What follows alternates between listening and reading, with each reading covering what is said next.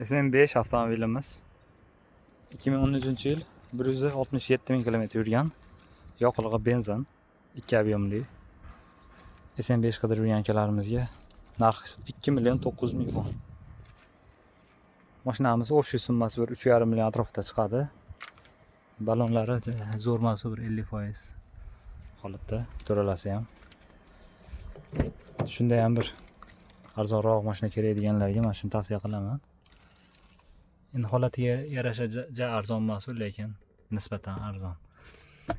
Signal isitadi, orqa signallari ham. Shu kunlarda mashinalar qimmat akalar.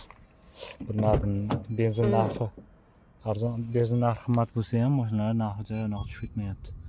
Elektronik sidna pamplari bor. Bilasizlar, SM mashinalarda qulaylari ko'p. Blackbox HP'si bor. Avtofoldlari ham bor. Signal isitadi.